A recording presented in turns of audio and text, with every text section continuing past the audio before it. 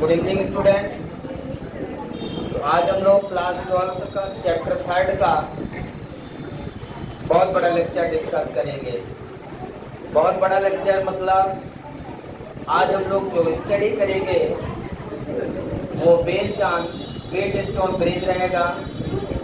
ठीक है, मतलब आज की क्लास मीटर ब्रिज की होगी। इसकी मीटर ब्रिज, आप इसके पहले वेट स्टोन ब्रिज पढ़ चुके हैं। वेट स्टोन ब्रिज में 4 रेजिस्टेंस होते हैं। कितने resistance? 4 resistance P Q R S, जिसमें से 1 अननोन रेजिस्टेंस होता है। वो कौन सा रेजिस्टेंस है जो अननोन है? यस, अननोन रेजिस्टेंस है। पी क्यू आर एस में यस अननोन रेजिस्टेंस है। क्लियर है सभी को? और ब्रिज की बैलेंस कंडीशन हमने प्रूव किया था, P by Q equal to R by S. Balance condition तब होती है जब गैल्वेनोमीटर से जाने वाली करंट 0 हो जाती है। मतलब जब गैल्वेनोमीटर हमारा डिफ्लेक्शन 0 देता है, that is called null deflection. Null deflection की कंडीशन में हमारा ब्रिज बैलेंस रहता है। ये प्रैक्टिकल भी है। तो आज जो स्टडी करेंगे हम लोग मीटर ब्रिज की, तो हेडिंग लगाएंगे सभी लोग metre bridge. Metre bridge heading लगाएंगे। व्हीट स्टोन ब्रिज की तरह ही मीटर ब्रिज है। तो मीटर ब्रिज को मीटर ब्रिज क्यों कहते हैं, ये भी क्वेश्चन की स्टडी हम करेंगे। Why it is called metre bridge, और पहले मीटर ब्रिज क्या है। तो मीटर ब्रिज का स्टेटमेंट सबसे पहले लिखते हैं और फिर उसके बाद एक्सप्रेशन। और वो अननोन रेजिस्टेंस जो व्हीट स्टोन ब्रिज में ES होता था, उसकी वैल्यू आज हमें फाइंड करना है। ठीक है, तो सबसे पहले इसको डिफाइन करते हैं मीटर ब्रिज को। It is a device, metre bridge एक डिवाइस है which is based on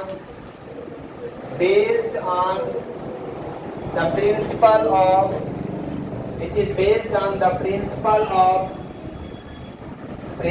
of Wheatstone bridge. Wheatstone bridge किसके प्रिंसिपल पे बेस्ड है? ये व्हीटस्टोन ब्रिज के प्रिंसिपल पे बेस्ड है। It is a device which is based on the principle of Wheatstone bridge. Metre bridge एक device है जो व्हीटस्टोन के ब्रिज पर बेस्ड है। किस पे बेस्ड है? व्हीटस्टोन ब्रिज के प्रिंसिपल पर। आपसे क्वेश्चन पूछा जाएगा metre bridge based on which principle? Wheatstone bridge. ठीक है, तो मीटर ब्रिज किसके प्रिंसिपल पे बेस्ड है? व्हीटस्टोन ब्रिज के प्रिंसिपल। इतना याद रखेंगे। अब इससे हम निकालते क्या है? मीटर ब्रिज से क्या फाइंड करते हैं? इस डिवाइस से हम जिस मटेरियल का वायर बना होता है, उस वायर का रेजिस्टेंस या उसका स्पेसिफिक रेजिस्टेंस फाइंड करते हैं। जिस मटेरियल का वायर बना होता है, उसका रेजिस्टेंस, रेजिस्टिविटी या स्पेसिफिक रेजिस्टेंस फाइंड करते हैं।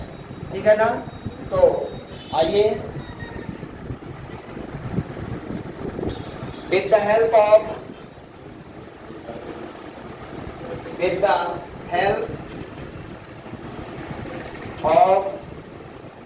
this device, with the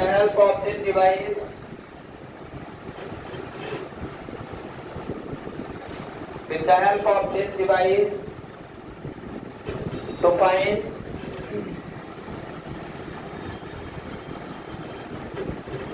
resistance or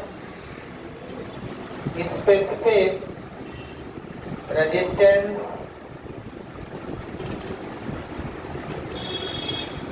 resistance or specific resistance of the given wire, of the wire.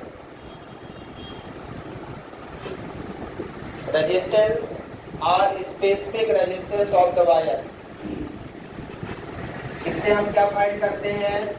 उस वायर का रेजिस्टेंस या उसका स्पेसिफिक रेजिस्टेंस या उसी को रेजिस्टिविटी कहते हैं, ठीक है ना? Why it is called metre bridge? इसे मीटर ब्रिज क्यों कहते हैं? क्वेश्चन पूछा जा सकता है ना, तो क्या आंसर लिखेंगे? इन this device, in this device 1 meter long wire, 1 meter long wire,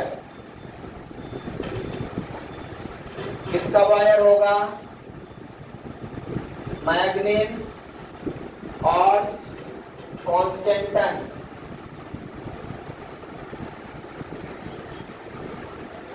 मैग्नीन और कॉन्स्टेंटन का वायर होता है। In this device 1 metre long wire, 1 metre long wire is used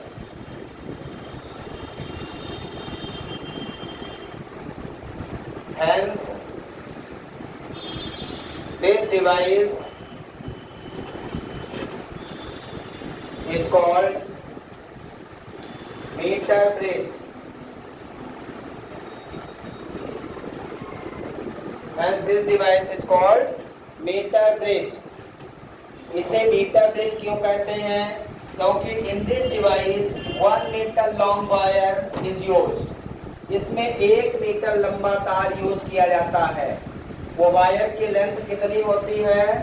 1 metre, इसीलिए इसे मीटर ब्रिज कहते हैं। 1 मीटर, ठीक है ना? मीटर ब्रिज में जो वायर होता है उसकी लेंथ कितनी होती है? 1 मीटर। और वो वायर किसका बना होता है? मैग्नीन और कॉन्स्टेंटन का। क्यों मैग्नीन और कॉन्स्टेंटन का वायर ही यूज करते हैं? ये भी क्वेश्चन है यहाँ पे। ये सारा का सारा प्रैक्टिकल क्वेश्चन है, क्योंकि ये पूरा एक्सपेरिमेंट है। इस साल आप ये एक्सपेरिमेंट करेंगे, मीटर ब्रिज की हेल्प से सी अननोन रेजिस्टेंस का रेजिस्टेंस फाइंड करेंगे, वायर का रेजिस्टेंस फाइंड करेंगे, ठीक है? तो ये पूरा प्रैक्टिकल है। मैग्नीन और कॉन्स्टेंटन वायर यूज करने का मतलब क्या है? कोई मतलब है इसका? इसका यूज ये है कि यदि वायर का टेम्परेचर बढ़ता है, चेंज होता रहता है, तो इसके रेजिस्टेंस पर कोई इफेक्ट नहीं पड़ता। जैसे हम क्या फाइंड करते हैं इससे? रेजिस्टेंस ऑफ द वायर ना, क्या फाइंड करते हैं? रेजिस्टेंस ऑफ द वायर या रेजिस्टिविटी। तो जब टेम्परेचर बढ़ जाए अचानक से, तब इसके रेजिस्टेंस पर कोई इफेक्ट ना पड़े, तब हम आसानी से इसका रेजिस्टेंस फाइंड कर लेते हैं। क्लियर है? समझ में आ रहा है? तो इस प्रकार से हम मीटर ब्रिज यूज करते हैं। मीटर ब्रिज में 1 मीटर लॉन्ग वायर होता है, और कौन सा, किस मटेरियल का वायर बना होता है? मैग्नीन या कॉन्स्टेंटन का। क्यों मैग्नीन और कॉन्स्टेंटन का ही यूज करते हैं? क्योंकि ये ऐसा मटेरियल होता है जिसका रेजिस्टेंस टेम्परेचर बढ़ने से रेजिस्टेंस चेंज नहीं होता है। एल्युमिनियम यूज कर लेंगे, सिल्वर का यूज कर लेंगे, तो उसका चेंज हो जाएगा। टेम्परेचर चेंज होने से उनका रेजिस्टेंस चेंज हो जाता है, क्योंकि वो कंडक्टिंग है। तो जब कंडक्टर ऐसे यूज करेंगे तो चेंज हो, ये लॉ है, ठीक है? तो इसका चेंज नहीं होता है। ये सबसे बड़ा एडवांटेज। यहाँ तक लिखिए सब लोग, समझ में आया? यदि वायर का रेजिस्टेंस बहुत कम हो या बहुत ज़्यादा हो, तब भी इसके रेजिस्टेंस को मेजर नहीं किया जा सकता। बहुत कम है तब भी नहीं मेजर कर पाओ, बहुत ज़्यादा है तब भी ये डिवाइस काम नहीं करेगी। मतलब this device cannot be used to measure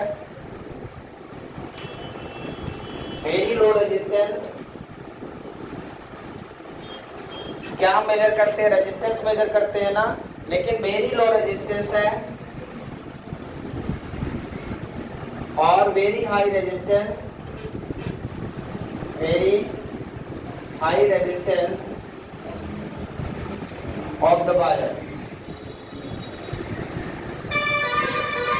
Get the resistance. This device cannot be used.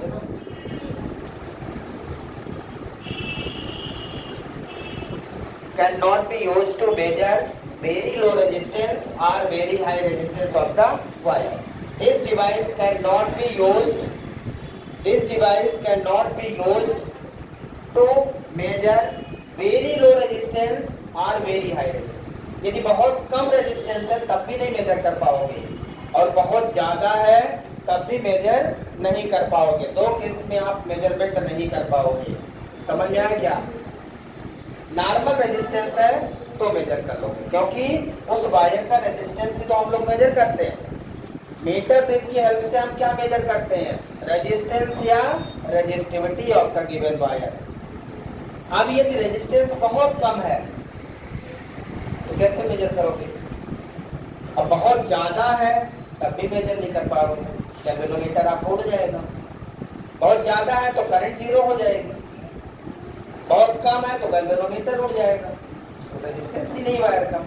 तो दो केस में हम इसका मेजरमेंट नहीं कर पाएंगे। तो नॉर्मल रेजिस्टेंस आपको रखना पड़ेगा। ठीक है, बना लिए यहाँ तक। अब हम इसका कंस्ट्रक्शन करेंगे। इसमें क्वेश्चन क्या क्या हो सकता है?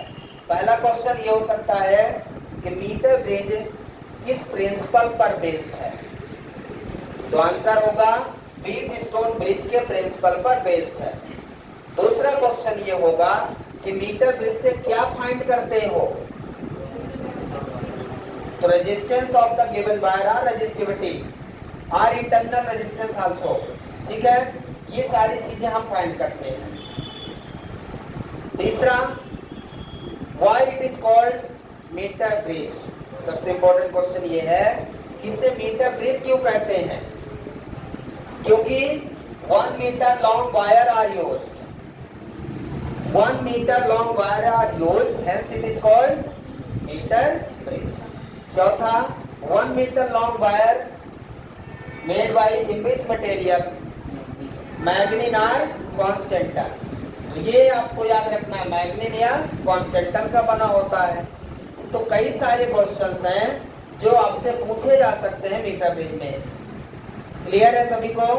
आगे बढ़े, कंस्ट्रक्शन देखिए इसका। ठीक है, तो कई सारे क्वेश्चन हमारे मन में है, उसको यहाँ पे देखेंगे। अभी सबसे पहले कंस्ट्रक्शन करते हैं। ये कंस्ट्रक्शन जो बना रहे हैं ये प्रैक्टिकल में आप स्कूल में देखेंगे। यदि आपको स्कूल में करवाया जाएगा तो, और नहीं करवाया जाएगा तो नहीं देखेंगे। समझ आया ना?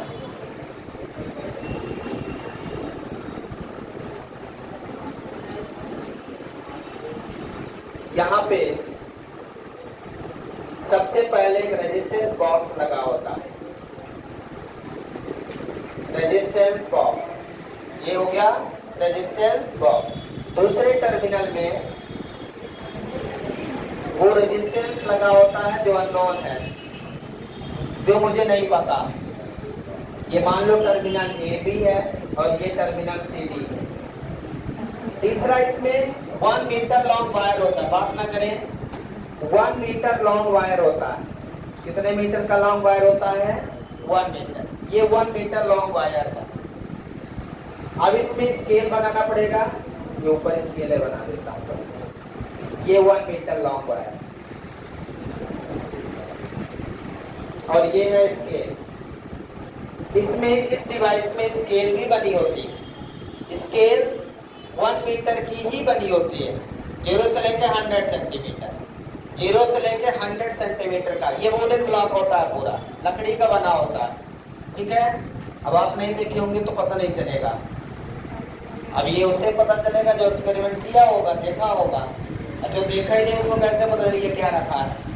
उसको कहेगा लकड़ी का पट्टा है ना। लेकिन वो क्या है, 1 2 3 4 5।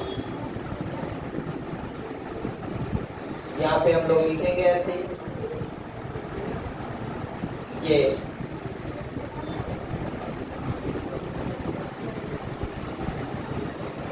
स्केल बना देंगे।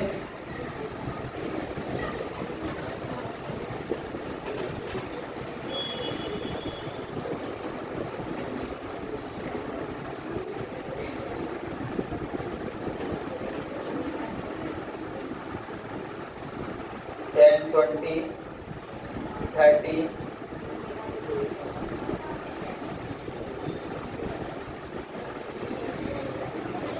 50 या 100 सेंटीमीटर। 100 सेंटीमीटर मतलब 1 मीटर। ये 1 मीटर के स्केल के जस्ट ऊपर 1 मीटर लॉन्ग वायर रहता है। यही वायर मैग्नीन या कॉन्स्टेंटन का बना होता है, ये वाला वायर, ठीक है, मैग्नीन या कॉन्स्टेंटन का। अब यहाँ से इसमें एक गैल्वेनोमीटर लगाते हैं।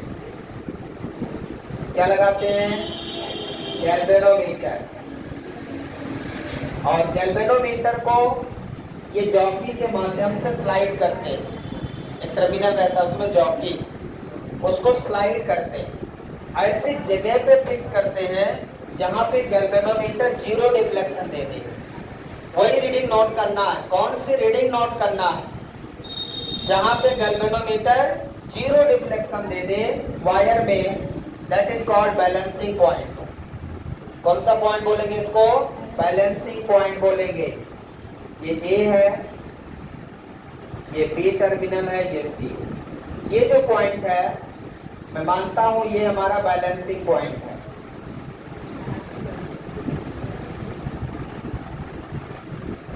या नल पॉइंट बोलते हैं इसको, नल पॉइंट। नल पॉइंट का मतलब है गैल्वेनोमीटर यहाँ पे 0 डिफ्लेक्शन देगा। ध्यान रखिए, गैल्वेनोमीटर 0 डिफ्लेक्शन का मतलब जो हीट स्टोन ब्रिज है उसमें जो गैल्वेनोमीटर उसमें जाने वाली करंट 0 होगी। उसमें जाने वाली करंट क्या होगी? 0 रहेगी। ए बी सी और यहाँ पे लगा दूंगा डी। ठीक है, डायग्राम को बनाइए पहले। नीचे इसमें सेल भी लगाना है और एक की लगा दीजिएगा।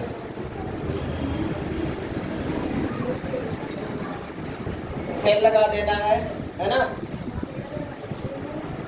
सेल, और यहाँ की लगा देंगे, जिससे जब आपको करंट रोकना हो तो की बाहर निकाल दीजिए। ठीक है, ये आरबी क्या है? रेजिस्टेंस बॉक्स है, रेजिस्टेंस बॉक्स। ये है स्केल।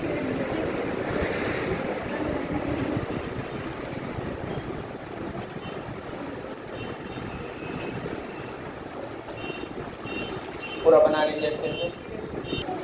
अब इसमें पहला क्वेश्चन ये है, आप तो पूछेंगे नहीं क्वेश्चन, मैं ये पूछूंगा। पहला क्वेश्चन ये है कि आपने ये लिखा कि metre bridge based on the principle of Wheatstone bridge. लिखा आपने मीटर ब्रिज का प्रिंसिपल क्या है? बीट स्टोन ब्रिज पर बेस्ड है। तो बीट स्टोन ब्रिज इसमें दिखना चाहिए, बीट स्टोन ब्रिज इसमें दिखना चाहिए। दिख रहा है क्या? दिख रहा है किसी को? कहाँ है? इसी में है। यदि ये बीट स्टोन पर ब्रिज है, बीट स्टोन ब्रिज पर बेस्ड है, तो इसमें बीट स्टोन ब्रिज कहीं ना कहीं होगा कि नहीं है? निकाल के दिखाऊं? निकाल के दिखाना पड़ेगा। चलिए अभी निकालता। ये वाली लेंथ क्या है? बैलेंसिंग लेंथ, बैलेंसिंग पॉइंट हो गया। और ये लेंथ क्या बोलते हैं इसको? Balancing length. तो ये पूरा 100 मीटर का है। ये लेंथ कितनी है? 100 मीटर। तो ये बैलेंसिंग लेंथ यहाँ से स्मॉल एल हो गई। ए से बी तक की लेंथ क्या है? Small L. एल क्या है? Balancing length. एल क्या भाई? बैलेंसिंग लेंथ है। और बी पे जहां पे पॉइंट मिला है वो कौन सा है, बैलेंसिंग पॉइंट या उसको नल पॉइंट बोलते हैं। अब बताइए ये L हो गया, तो ये बचा कितना, जो बचा BC वो कितना है, ये पूरा 100 सेंटीमीटर है, तो ये हो गया 100 माइनस L, जो बचा वो कितना हो गया भाई, 100 माइनस L। पता चल गया। अब हमारा क्वेश्चन क्या है, क्वेश्चन ये है कि ये व्हीटस्टोन ब्रिज के प्रिंसिपल पर बेस्ड है, तो हमें व्हीटस्टोन ब्रिज दिखना चाहिए। आइए देखें उसे, कैसे देखेंगे। सबसे पहले व्हीटस्टोन ब्रिज में 4 टर्मिनल होते हैं, A, B, C और D। मैं लिख देता हूं B और D, ठीक है। ABCD लिख दिया। इसमें ध्यान से देखिए, A कहाँ है, ये A है, ये B है, ये C और ये D पॉइंट दिख रहा क्या। अब A और D से क्या कनेक्ट है, क्या कनेक्ट है, A और D से क्या कनेक्ट है, रेजिस्टेंस बॉक्स, जिसका रेजिस्टेंस कैपिटल R है। रेजिस्टेंस बॉक्स का रेजिस्टेंस कितना है, कैपिटल R, जिसका रेजिस्टेंस आपको पता रहेगा, इसका रेजिस्टेंस पता रहेगा। तो A और D के बीच में क्या कनेक्ट कर देंगे, कैपिटल R, ये हमने R कनेक्ट कर दिया, ठीक है। फिर A और B के बीच में देखो, ये R हो गया और ये S हो गया। S किसके बीच में है, C और D के बीच में, यहाँ पे S लिख दूंगा। ये अननोन है, ये S वाला क्या है, अननोन। अब A और B से क्या कनेक्ट है, L है, ये L लेंथ है, और B और C, तो ये जो लेंथ है ये P रेजिस्टेंस है और इसका Q रेजिस्टेंस। इस लेंथ का कुछ रेजिस्टेंस होगा, वो क्या है, P है। तो A और B से क्या कनेक्ट हो गया, P, क्या रेजिस्टेंस कनेक्ट हो गया, P। और B और C से क्या कनेक्ट हो गया, Q। और A और C से क्या कनेक्ट है, सेम E। ये क्या बन गया भाई। और B और D से क्या कनेक्ट है, B और D से क्या कनेक्ट है, गैल्वेनो। ये क्या बन गया, व्हीटस्टोन ब्रिज, ये बन गया व्हीटस्टोन ब्रिज। इस प्रकार से व्हीटस्टोन ब्रिज, हमने कहा मीटर ब्रिज किस पर बेस्ड है, व्हीटस्टोन ब्रिज पर। तो मीटर ब्रिज में व्हीटस्टोन ब्रिज दिखना चाहिए, दिखना चाहिए कि नहीं। कहाँ पे है, ये बैलेंसिंग लेंथ पे जो रेजिस्टेंस है वो क्या है, P है। ये बचा हुआ रेजिस्टेंस कितना हो गया, Q। ये R रेजिस्टेंस बॉक्स का जो रेजिस्टेंस है वो कैपिटल R है, और इसका रेजिस्टेंस S जो नहीं पता है, नोन है। इसी का रेजिस्टेंस निकालना है मुझे। तो इसमें दिख रहा है व्हीटस्टोन ब्रिज कि नहीं, दिख गया सबको, कोई डाउट है इसमें। इसलिए हम कहते हैं कि ये मीटर ब्रिज जो है व्हीटस्टोन ब्रिज के प्रिंसिपल पर बेस्ड है। समझ में आ गया। अब हम इसके रेजिस्टेंस को फाइंड करेंगे, जो अननोन रेजिस्टेंस है उसे फाइंड करेंगे। कैसे करेंगे, ब्रिज को बैलेंस करके। क्लियर है, डायग्राम बनाना है कि नहीं, बनाना हो तो बना लीजिए, नीचे जरूरी नहीं है, ठीक है ना। प्रैक्टिकल में बनाना पड़ेगा, तो प्रैक्टिकल में बनाएंगे तो वहां जरूरी रहेगा। बस आपको ये जानना जरूरी है कि इसमें PQRS कहाँ है। क्लियर है,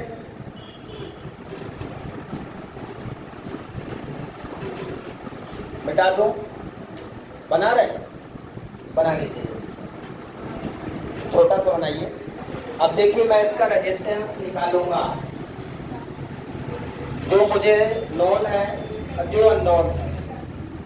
रेजिस्टेंस कैसे निकालते हैं, हाउ टू फाइंड रेजिस्टेंस। तो सबसे पहले P निकालेंगे। P का फार्मूला क्या होता है, P इक्वल टू देखो आपने पढ़ा है formula R equal to rho L by A, पढ़ा है क्या? R equal to rho L by A पढ़ा है। ए एरिया है, यहाँ पे वायर की एरिया कितनी है? यदि वायर 1 मीटर का है तो एरिया 1 मीटर स्क्वायर हो गई, मतलब 1 हो गया। तो ये मैं इसको डायरेक्ट क्या लिख दूं? P इक्वल टू रो, और इसकी लेंथ कितनी है? L। P कितना हो गया? रो L। कब? जब एरिया 1 मीटर स्क्वायर। वायर है, वायर कितना बड़ा है? 1 मीटर, एरिया उसकी कितनी हो गई? 1 मीटर स्क्वायर। और Q कैसे निकालेंगे? Q इक्वल टू रो, बोलिए, Q equal to rho, length कितना है सानिया? Q की लेंथ कितने है? दिख रहा है? Q जो रेजिस्टेंस है वो 100 में बैठ जाओ, 100 minus L, 100 minus L by A, area इसका भी 1 मीटर है, ठीक है ना? लिख भी सकते हो, नहीं भी कोई जरूर नहीं है, यहाँ पे बाई ए भी लिख सकते हो। समझ में आया? हमने क्या लिख दिया? P लिख दिया, Q लिख दिया, R पता ही है, और S निकालना है। अब balance condition of Wheatstone bridge निकालना, लिखना है। क्या कंडीशन है? बैलेंस कंडीशन, क्योंकि ये वो पॉइंट है जहां पे गैल्वेनोमीटर 0 डिफ्लेक्शन दे रहा है, मतलब यहाँ पे जो व्हीटस्टोन ब्रिज है वो बैलेंस कंडीशन में है। ये पॉइंट हमें ढूंढना पड़ता है, ऐसे नहीं मिल जाएगा। इसको स्लाइड करते हैं जॉकी के माध्यम से, एक ऐसा पॉइंट मिलता है गैल्वेनोमीटर में जहां पर डिफ्लेक्शन 0 मिल जाता है, वही पॉइंट नोट करना रहता है, ठीक है? तो balance condition of Wheatstone bridge, Wheatstone bridge,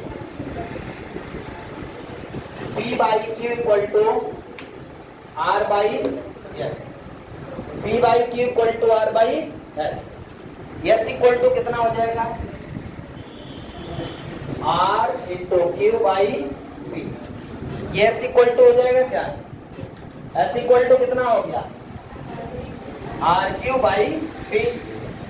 अब आपको इसकी वैल्यू रखना है, R तो हमारा R ही रहेगा, Q कितना है? Rho into 100 minus L, Q कितना भाई? Rho into 100 minus L by P, P कितना है? रो इंटू L, P कितना है? रो L, रो से रो कट जाएगा, S इक्वल टू कितना बनेगा? रो से रो कट गया, क्या? P इक्वल टू रोयल लिखा है, P इक्वल टू रोयल, ठीक है? रो से रो कट गया, बचा कितना? R into 100 minus L by small. So this is the resistance of unknown resistance. ये वो रेजिस्टेंस आ गया जिसे मुझे फाइंड करना था। यस, अननोन रेजिस्टेंस फाइंड करना था। लिखिए इसको जल्दी से। ये यस की वैल्यू कितना आ गया? R into 100 minus L by L। देखो L आपको कहाँ से मिल जाएगा? Balancing point. आपको ये पॉइंट ढूंढना पड़ेगा। ये 1 मीटर का जो वायर है ना, इसमें जब हम जॉकी के माध्यम से स्लाइड करते हैं तो गैल्वेनोमीटर डिफ्लेक्ट होता है। यदि यहाँ पे रखेंगे तो एक तरफ डिफ्लेक्ट हो जाएगा, यहाँ पे रखेंगे दूसरी तरफ डिफ्लेक्ट हो जाएगा।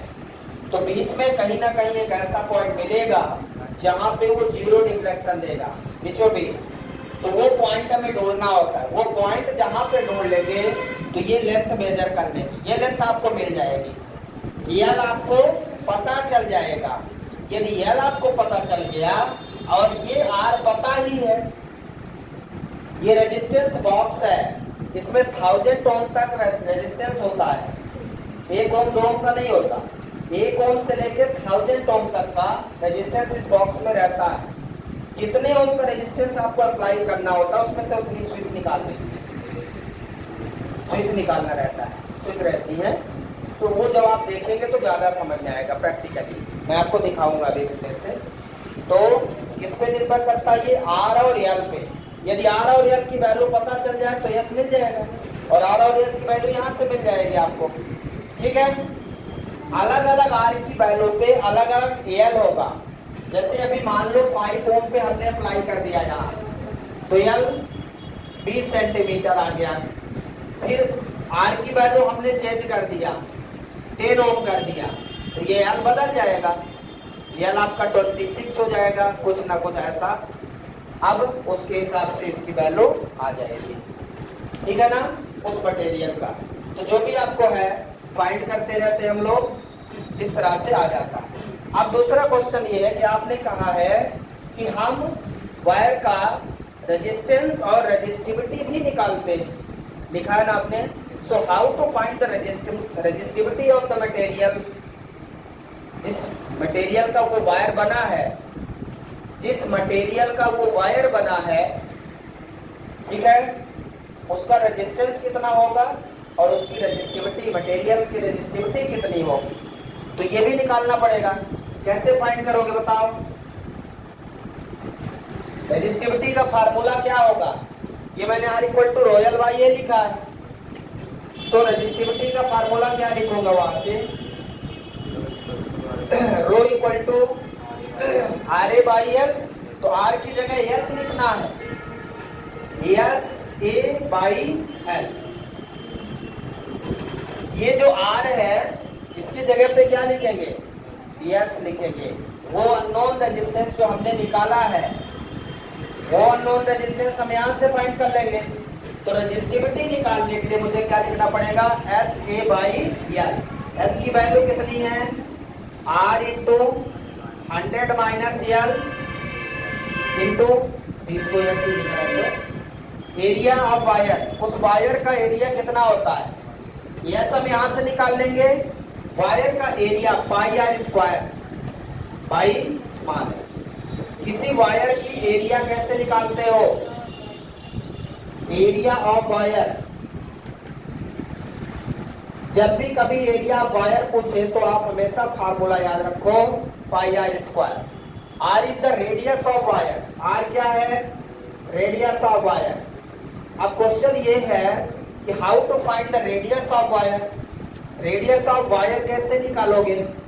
उस वायर की रेडियस कैसे मेजर करोगे जिसका रेजिस्टेंस आप निकाले हो? बताइए, 11 तो पढ़ लिया। How to find the radius of given wire? By using screw gauge. Screw gauge की हेल्प से किसी गिवन वायर का रेडियस निकालते हो या डायमीटर। नहीं पढ़ा? स्क्रू गेज, वर्नियर कैलिपर्स पढ़ा है? वर्नियर कैलिपर्स से तो नहीं निकालते, लेकिन किसी वायर का रेडियस या डायमीटर निकालना है तो स्क्रू गेज से। सो हाउ टू फाइंड, इसको कैसे फाइंड करेंगे? Radius of wire,